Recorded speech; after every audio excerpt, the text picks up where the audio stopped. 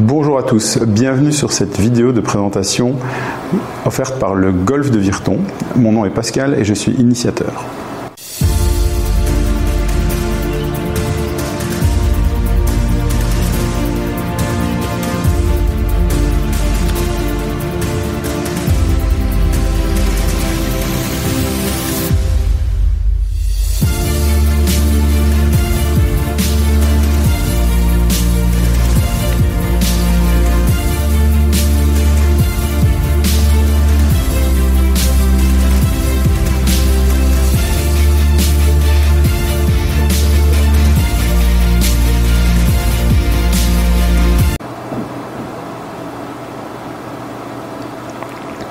Quels sont les 5 principaux préjugés sur le golf? Le premier préjugé sur le golf est qu'il ne s'agit pas d'un sport, c'est un jeu.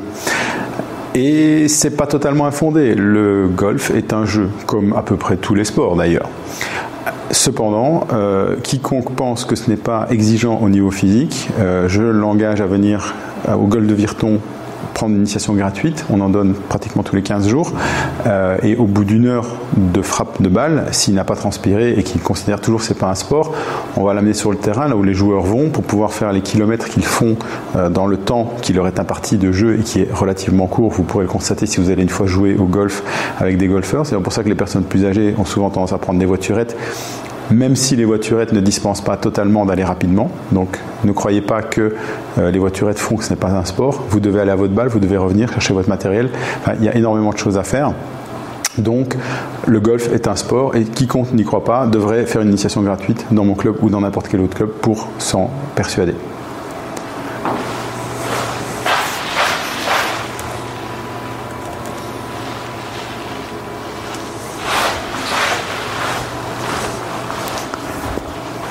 Le deuxième préjugé sur le golf est qu'il s'agit d'un sport d'hommes. Et ça, malheureusement, ce n'est pas non plus totalement infondé. La Belgique, par exemple, est le premier pays en termes de participation féminine dans le golf, mais on n'est toujours pas à la parité, on est bien en dessous. C'est d'ailleurs l'objectif de notre fédération d'offrir plein de possibilités pour les femmes de devenir golfeuses avec des tas de formules pour pouvoir faire des stages, etc. avec des tarifs réduits. Et vraiment, on essaie d'encourager les femmes à venir jouer et ne croyez pas que c'est un sport d'homme, c'est faux. Il est adapté à tout le monde, à tous les genres et vraiment, il est très inclusif. Donc n'hésitez pas à aller faire une initiation pour changer d'avis sur ce point-là.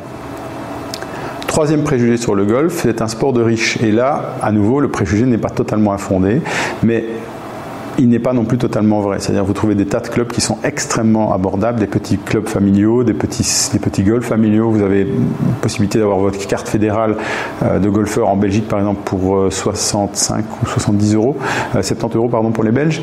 Et vous allez vous trouver un membership dans un club pour quelques centaines d'euros, dont une partie peut être remboursée par votre mutuelle si vous êtes résident en Belgique.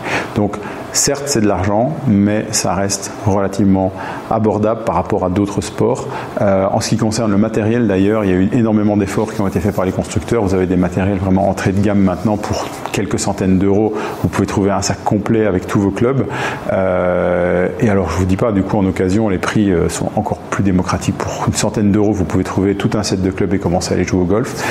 Il y a même un YouTuber qui a commencé avec des clubs qui étaient destinés à la décharge et qui a joué très très bien avec pendant des années. Maintenant, il va juste les changer après avoir bien appris à jouer. Troisième préjugé sur le golf, c'est un sport de vieux. Alors, vous allez me dire, moi je suis un homme et je suis vieux, c'est vrai. Mais c'est pas qu'un sport de vieux. Il y a plein de chaînes YouTube qui se sont développées sur le golf avec beaucoup de jeunes. Il y a énormément d'Instagrammeurs golf. C'est devenu, l'image du sport est en train de se rajeunir beaucoup. Et surtout, il y a beaucoup d'enfants et beaucoup de jeunes sur les terrains de golf parce que c'est un sport qui se pratique très très bien à plusieurs enfants, mais qui se pratique aussi très très bien en famille, en couple. Les formules de jeu sont tellement diverses et variées, tellement amusantes, et ça, il faut vraiment que vous regardiez la vidéo sur les formules de jeu si ça vous intéresse, que tout le monde peut jouer, y compris les jeunes. Il n'y a vraiment pas de limite d'âge, ni vers le bas, ni vers le haut. Les personnes très âgées peuvent jouer, mais les jeunes aussi. Et tout le monde peut coexister sur les terrains, puisqu'on a des règles qui nous permettent de rendre les terrains accessibles à tout le monde en même temps. C'est comme un code de la route. Préjugé numéro... J'ai fait le sport, le vieux, les riches. les hommes. Cinquième et dernier préjugé, c'est un sport difficile. Et là, le préjugé à nouveau est partiellement fondé, mais il est globalement faux. En réalité, c'est un sport extrêmement technique, extrêmement difficile, extrêmement exigeant, si vous voulez le jouer comme un sport de haut niveau. Les champions ont un niveau de golf proprement incroyable que la très très grande majorité, voire pratiquement la totalité des golfeurs n'atteindront jamais, et c'est très bien ainsi. Je pense qu'il y a très peu de joueurs de tennis qui espèrent atteindre le niveau de Roger Federer, même à la retraite. Et bien au golf, c'est un peu pareil. Par contre, au golf, nous avons des formules de jeu qui nous permettent de jouer avec des gens qui ont un très très haut niveau, sans les gêner et en faisant que la partie soit agréable, ce qui n'est pas possible dans un sport comme le tennis par exemple. Donc oui, c'est un sport qui techniquement est extrêmement exigeant, mais si vous voulez le jouer comme un sport de week-end, un loisir, eh bien c'est très amusant et c'est relativement rapide d'obtenir ce qu'on appelle votre carte verte, c'est-à-dire la carte qui vous permet d'aller jouer sur tous les terrains du monde, parce que c'est en fait plus ou moins un permis de conduire et pas tellement un examen de niveau de jeu. C'est-à-dire que si vous jouez très très mal, c'est pas très grave, vous prenez votre balle, au milieu de partie, vous la relevez, vous allez au trou suivant et vous n'avez ralenti personne et tout le monde est content. Et ça, j'en reparlerai dans les formules de jeu. Voilà, c'était les 5 préjugés sur le golf. Si vous en avez d'autres, notez-les en commentaire, on essaiera d'y répondre.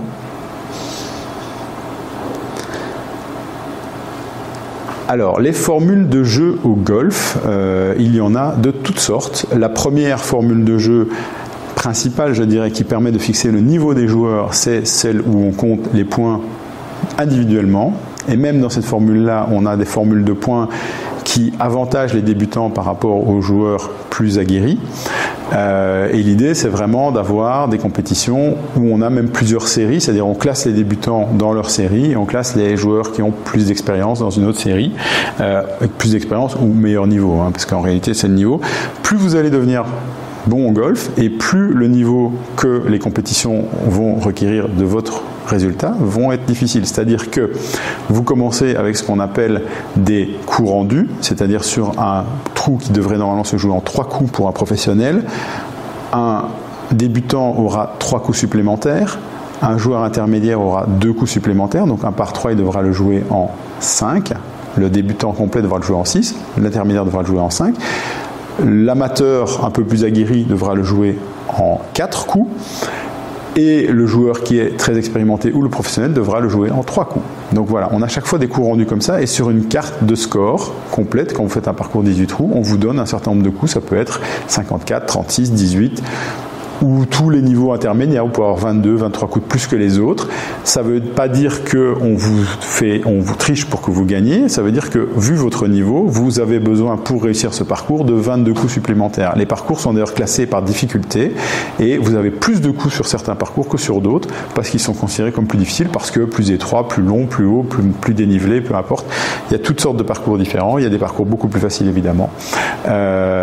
Et ces formules de jeu, en fait, rendent le jeu beaucoup plus agréable parce que tout le monde a sa chance de gagner au golf, c'est extrêmement démocratique. Et c'est pas parce que vous avez un excellent niveau que vous allez gagner les compétitions, pour la simple et bonne raison que les scores sont calculés pour que tout le monde puisse avoir sa chance. L'autre formule de jeu qu'on utilise beaucoup, c'est une formule de jeu par équipe qu'on appelle le scramble. Donc on mélange les scores de tout le monde et on mélange les coups même de tout le monde. Donc vous prenez chacun une balle avec votre partenaire, vous jouez à 2 contre d'autres équipes de 2 et vous faites un coup, vous le mettez à l'eau, ben c'est pas grave, votre partenaire peut faire un coup. S'il ne le met pas à l'eau, vous jouerez de l'endroit où votre partenaire a mis la balle et ainsi de suite. Et donc ça, c'est une formule qu'on fait en général pour faire une partie où on ne compte pas les points. On compte les points en fait de la partie du jour, mais ça ne joue pas pour votre niveau à vous. Il ne changera pas après ce type de compétition. Donc il y a beaucoup de formules où vous pouvez juste vous amuser le dimanche sans avoir la pression de savoir si vous allez monter et descendre. Sachant que pour moi, il n'y a pas de pression à monter ou descendre au golf, puisque ça ne fait que refléter votre niveau de golf actuel et ça vous donne le nombre de coups dont vous avez besoin pour faire une bonne partie. D'autres formules de jeu existent, j'ai envie de dire elles sont liées à l'imagination des golfeurs. On a des formules où on joue en scramble, donc à 2, la plus mauvaise des balles des deux. Donc si un des deux met la balle à l'eau, on doit aller jouer en remettant une balle à côté de l'eau et on perd un point. Voilà, on a plein de formules comme ça pour rendre le jeu plus difficile, plus amusant, plus drôle. N'hésitez pas à vous renseigner sur internet, c'est les formules de jeu au golf, elles sont pratiquement illimitées et elles sont toujours relativement amusantes, voire très très amusantes.